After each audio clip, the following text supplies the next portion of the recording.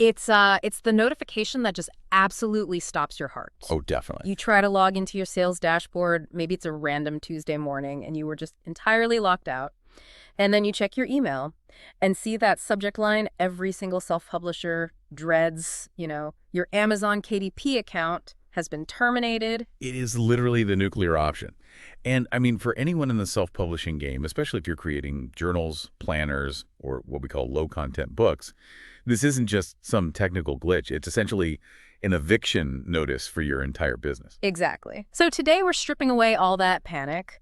We are doing a deep dive into a really tactical guide from BookBolt. It's titled, Your Account Just Got Terminated, Now What? And our mission here is to figure out the specific triggers that cause the algorithm to ban you and, well, the exact protocol you need to follow to attempt to get that account reinstated. Right. And the source makes this crucial distinction right off the bat. There are the obvious reasons people get banned, which I think most people know, but then there are the silent killers. Right. The obvious one being copyright. Like, listeners know you can't just scrape images from Google or slap Disney characters on a notebook cover. That's an instant ban. Exactly. Yeah. But the article argues those silent killers are actually way more dangerous because they often feel like, totally valid marketing strategies. Take duplicate content. Oh, right, where people used to use the exact same interior PDF, like a standard line journal page, and just swap the covers out 500 times. Yeah, which used to be completely standard practice. But Amazon's policy has shifted significantly. They do not want a catalog flooded with thousands of identical books where literally only the color changes. Yeah. They view that as a terrible customer experience. Makes total sense. So if the interior is identical across too many SKUs, boom, you trigger their spam filters. You need unique value, absolutely. Right. And the other trap, and this one is pretty subtle, is metadata manipulation. That's the keyword stuffing issue, right? Like trying to game the search results. It is, but it goes deeper than just stuffing. It's what Amazon calls concept mismatch. So if you have a yoga planner, but you put Harry Potter in the back-end keywords just because it's a trending search term. You aren't just being clever with your SEO. Exactly. You're actively misleading the customer.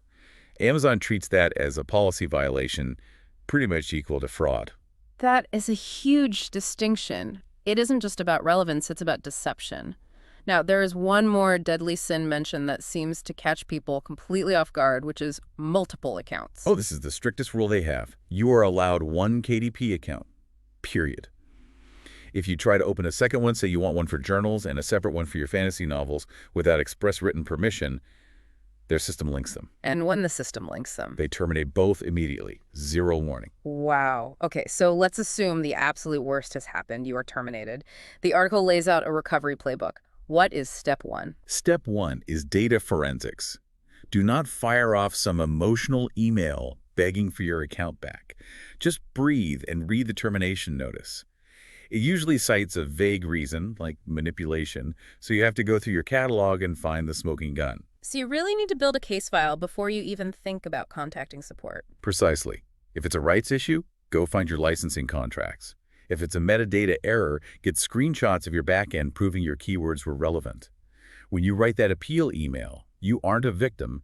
You're a professional presenting hard evidence. But what if you actually did mess up? Like, what if you realize you violated a trademark, even accidentally? Then you pivot to the mea culpa strategy. The source strongly suggests you fix the error. First, delete the book, scrub the keywords completely, and then write the formal appeal. Admit the specific mistake, show exactly how you fixed it, and outline the steps you've taken to ensure it never ever happens again. So you're basically showing them you have audited your own business and completely removed the risk. Yes. Remember, Amazon support is robotic. They don't care about your feelings. They care about risk mitigation. If you prove you are no longer a liability, you actually have a shot at reinstatement. Or, for really complex intellectual property issues, the guide notes you might even need to seek legal advice as a last resort. True.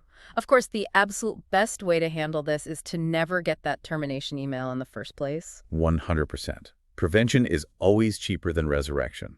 It all comes down to due diligence, checking your trademarks, and rigorously verifying your keywords before you hit publish. Speaking of due diligence, we actually have a way to make that a lot easier for you. All the tools we discussed for researching safe keywords and checking the competition are available through BookBolt. They are fantastic for that. We've linked them right down in the description, and we have a special coupon code for 20% off BookBolt, plus a free 3-day trial so you can test all the tools yourself and keep your publishing business compliant. It's seriously worth using just for the keyword validation alone.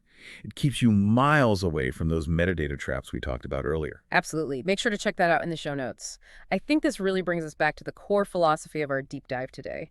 Is that quick, short-term hack really worth risking your entire publishing account? That really is the question. If you're building a business on a platform you don't own, playing by the rules isn't optional, it's survival. A growth hack isn't worth much if you wake up tomorrow and your store simply doesn't exist. A very sobering thought. But here is something to mull over before we go. What if Amazon's ruthless strictness is actually your biggest advantage? If the algorithm is aggressively clearing out spammers and rule breakers, it might be the very thing creating a moat that allows your high-quality compliant books to actually get found. Keep playing the long game.